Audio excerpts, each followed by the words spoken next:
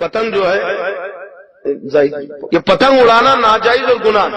اور دیکھیے احکام شریعت سرکار اعلیٰ حضرت کی کتاب ہے، اس کتاب کے صفحہ 45 پر لکھا ہے پتنگ اڑانا ناجائز اور گناہ ہے. آئی بات سمجھ میں؟ اور پتنگ کے متعلق سرکار اعلیٰ حضرت نے مسئلے بیان کیے کہ پتنگ اڑانا تو ناجائز ہے، اور جو لوٹتے ہیں نا یہ حرام ہے. منجا لوٹنا یہ حرام ہے. اگر کسی نے لوٹ لیا مانجا، لوٹ لیا، لوٹتے ہیں نوجوان ہمارے، تو اس کا حکم کیا جانتے ہیں آپ؟ شریعت میں اس کا حکم یہ ہے کہ جس کا مانجا ہے اس کو لوٹانا واجب. آپ نے لوٹ لیا، بھائی کس کا ہے؟ اچھا یہ نہیں معلوم کہ کس کا ہے، تو آپ کے اوپر واجب ہی کہ وہ مانجا پکڑے اور پورے حسن باغ میں چلاتے ہوئے گھومے، بھائی یہ کس کا ہے، یہ کس کا ہے، یہ کس کا مانجا ہے. کوئی کر سکتا ہے سر؟ کوئی کر سکتا ہے کیا؟ اور جب نہیں کر سکتا تو لوٹنا نہیں ہے، کیونکہ لوٹا تو اب واجب ہے کہ جس کا جو اس کا مالک ہے وہاں تک پہنچا. اچھا چلا چلا کے تھک گیا تو اس کا مالک ہی نہیں ملا، اپنے پاس رکھا رہا، ایک مدت گزر گئی کوئی اس کا مالک نہیں آیا، تو پھر حکم یہ ہے کہ اگر وہ غنی ہے تو کسی فقیر کو دے، اور خود ہی فقیر ہے تو اپنے استعمال میں لائے. اگر اس نے مانجا لوٹا اور اعلان نہیں کیا، کپڑے اس مانجے سے اس نے کپڑے سلائے اور پہن لیے، اعلیٰ حضرت لکھتے ہیں کہ اس کپڑے پر اس کی نماز نہیں ہوگی، اس کی نماز مکروہ تحریمی ہے. یہ کیونکہ لوٹ کا مال تھا، حرام کا مال تھا. آئی بات سمجھ میں؟ تو اتنی برائی ہے اس کے اندر. اور نوجوانوں کی جو پتنگ ہے نا، یہ اس کی ہسٹری آپ کو پتا ہے؟ میرے پاس میں لٹریچر ہے، نیٹ پہ بھی اویلیبل ہے، آپ کو مل جائے گا، کتابیں بھی ہیں. یہ پتنگ کی جو ایجاد ہوئی ہے کیوں ہوئی ہے؟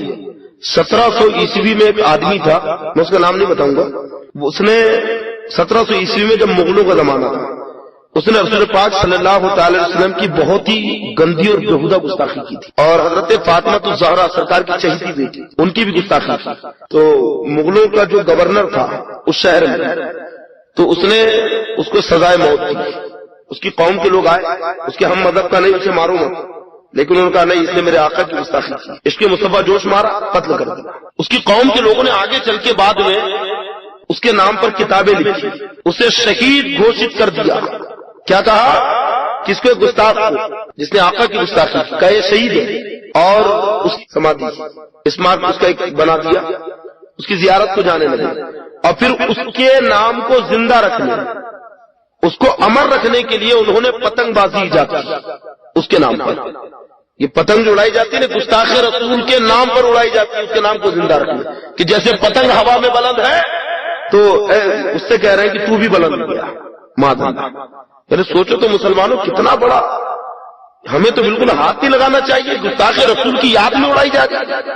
انشاءاللہ کوئی بھی نوجوان نہیں اڑائے گا، اور بچوں کو بھی روکیں گے. جی میں کہتا ہوں آپ بچوں کی چکریاں جلا دو، پتنگ پھاڑ دو، کوئی آپ کو ظالم نہیں بولے گا.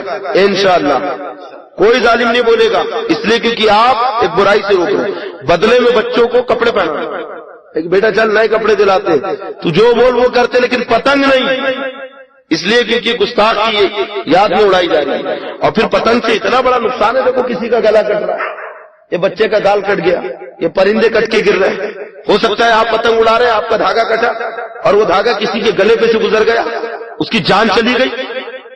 ارے آپ کے دھاگے سے ہو سکتا ہے کسی کی جان چلی جائے، کوئی یتیم ہو جائے، کوئی عورت بیوہ ہو جائے، کوئی ماں باپ بے سہارا ہو جائے، بے خبری میں آپ کسی کے قاتل بن جاؤ، ہو سکتا ہے کہ نہیں؟ تو ایسا لعنت والا کھیل اسلام میں جائز نہیں ہو سکتا. تو انشاءاللہ آپ اس سے دور